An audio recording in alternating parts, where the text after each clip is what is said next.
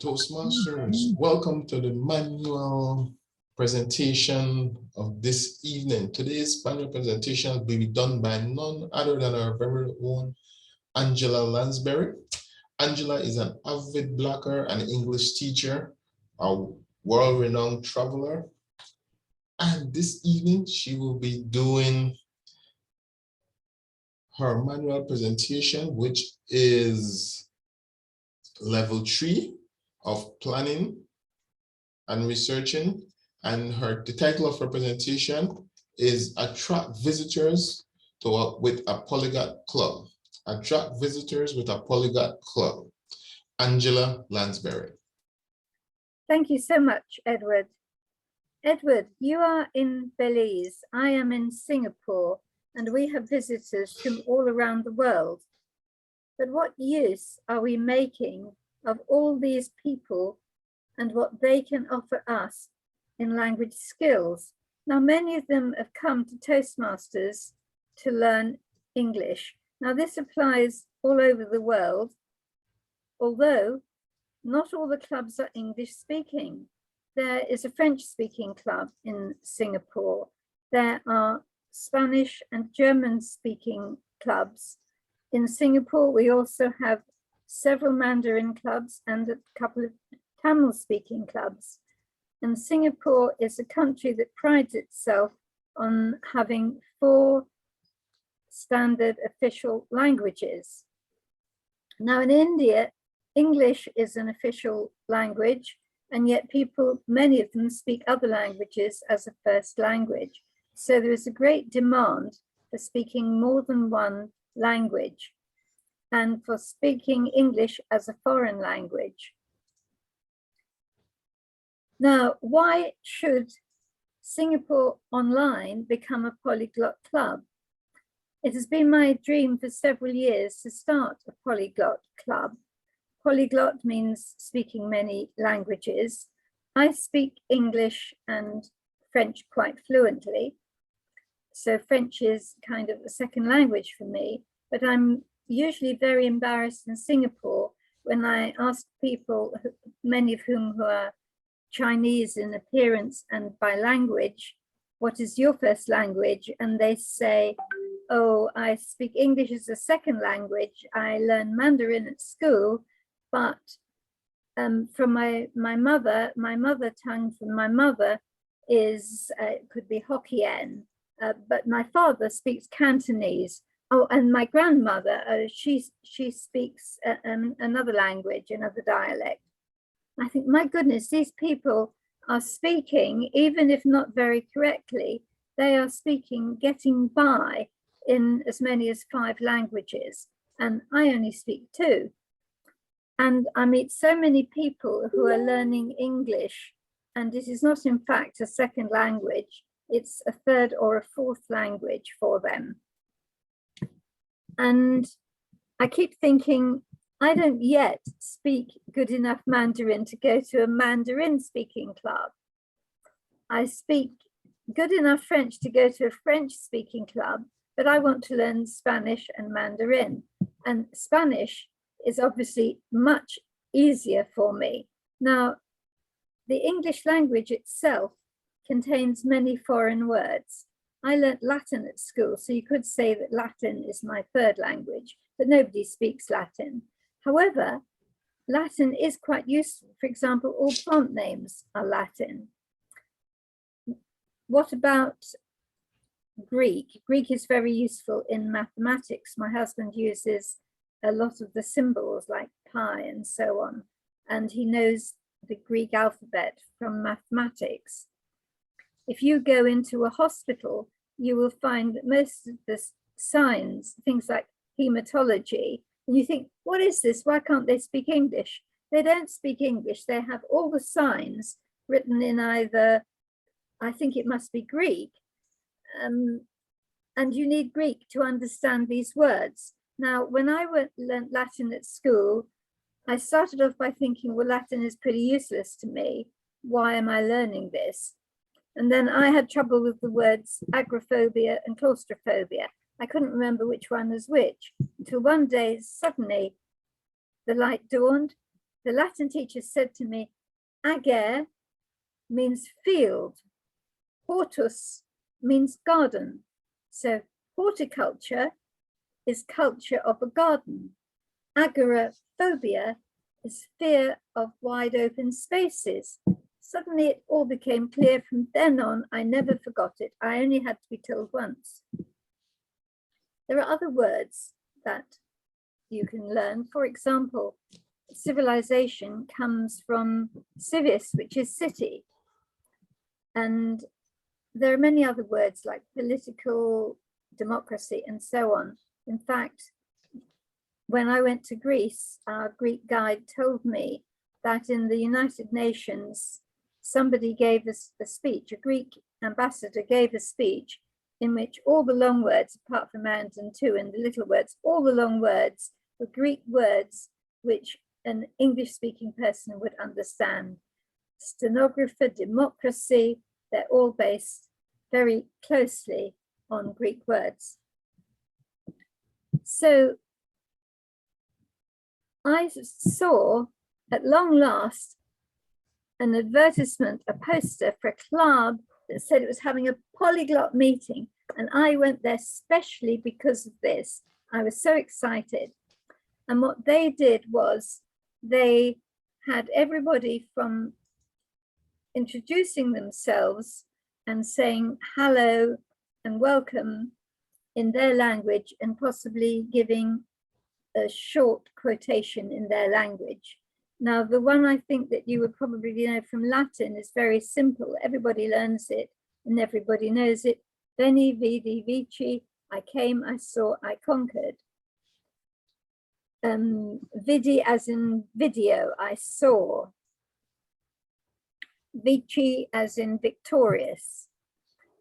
So you could introduce yourself in Latin, but then I learned there are so many loan words. I'm very sad that certain countries, and I learned about one today, Myanmar, which used to be called Burma, and Israel, they both have a policy that they don't want loan words. They want to make up new words. I think this is such a pity because I believe in loan words. I remember when we learned the word Sputnik, which is Russian, and English is full of loan words. And it's what makes it easy to learn another language when you can start off with half a dozen words, which you already know, so you can communicate with somebody else. And you just look for 2 or 3 words to add on to the words you already know, and you're already having a conversation. Now, the meeting I went to, after everyone had introduced themselves, to my great disappointment, that was the end of the language. I was expecting 4 speeches. I could give you a speech about the French language, the German language, the Latin language, the Greek language, and indeed the Chinese language.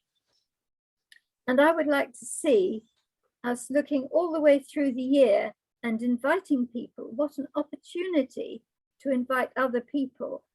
There are at least a dozen Mandarin clubs. We can invite everyone from a Mandarin club to come along once a year to a meeting when we want to learn Mandarin because it's a special day. It could be August, it could be August because August the 9th is the National Day of Singapore, and we could then celebrate Mandarin and indeed Malay, because Singapore was originally part of Malaysia and the national anthem is still Malay, out of deference to the old days and the people who were from that country and are still part of Singapore.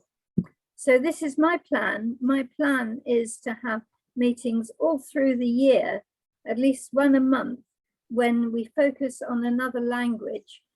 And it's an opportunity to invite along people who speak that language to tell us about it, and other people who want to learn it, or just passing interest to hear what they could learn from it. So I should just say goodbye, sayonara, sayonara, adios, which is Spanish, sai chin, which is Chinese. I should have opened with Willkommen, welcome, which is German, but I should just end with Auf Wiedersehen, which is German, goodbye and thank you. Please, please, let's have some polyglot meetings. Back to you, Toastmaster of the evening, Edward.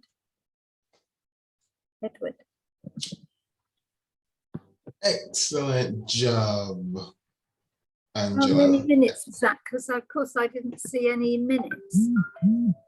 Oh, sorry, you were at 6:54. Oh, that's good because I was within time. Yes, you had a few more seconds. You could have gone for 33 more seconds. Right. Okay. Well, Angela, the purpose of your presentation this evening was for you to practice developing and presenting a proposal. Your proposal was for us to attract visitors with a polyglot club, meaning we would speak different languages in our meeting, or we would learn to say the same thing in different languages.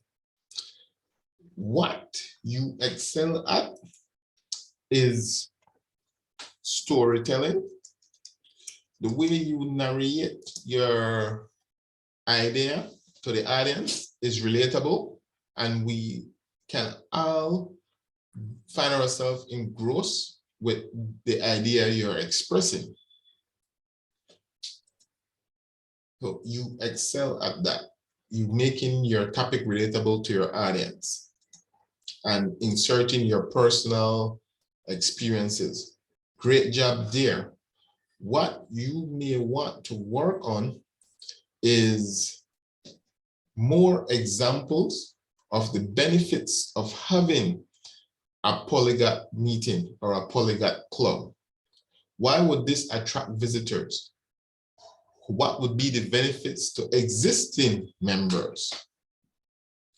This would make your proposal more attractive to members or to your speaking audience. Give the benefits of having such a meeting. What you may want to challenge yourself on is your vocal variety. You seem monotonous in your presentation. There was no enthusiasm. I need to hear how excited you are about this idea. We will be speaking French. We will be learning Latin. We'll be learning to say good morning, good afternoon, good evening in 3-4 different languages. Think of all the people you'll be able to talk to. Make it exciting. Make it something that will entice us to want to have such a meeting. That's my challenge for you. All in all, Angela, it was a beautiful presentation and a novel idea. Clarity, spoken language is clear and easily understood. I gave you 5. Vocal variety, use tone, speed, and volume as a tool. For this presentation, I gave you a 3 because, as I had pointed out, it was monotonous. Eye contact to engage audience. Effectively use eye contact to engage audience. I gave you a 4. The reason for this, at times you looked away as though you were searching for something on your desk or on the corner, but I gave you a 4 for eye contact. For gestures, use physical gestures effectively. I gave you a 4. The physical gesture that I saw primarily was praying hands. You had your hands like this throughout your presentation and various aspects. So I gave you a 4 for gestures. Audience awareness, demonstrate audience awareness, engagement, and need. For this, again, I gave you a 4. Comfort level, appear comfortable with the audience. For that, I gave you a 5. You didn't appear nervous. You appeared very comfortable during your presentation. Interest, engage audience with interested, well-constructed content. Your idea of a polyglot meeting or polyglot club is interesting. However, as I challenge, make it more relatable to the others by providing them the benefits of having such a meeting or having such a club. So for that, I gave you a 4. It's an intriguing idea, but you need to express the benefits of such a club. Present his or her proposal well. For this, again, I gave you a 4. All in all, Angela, this was an exceptional presentation. However, you may want to work on your vocal variety, and you may want to challenge yourself with giving more benefits as to your proposal. All in all, this was an exceptionally well done presentation. Angela, congratulations on a job well done. Thank you very much, Edward. Is it possible to send me a copy of your evaluation? Of course, I will email it to you shortly. Excellent. Yes, I shall redo this speech and add some more languages and benefits and some more enthusiasm. I could add in songs and hold up a bottle of wine. Can you think of any benefits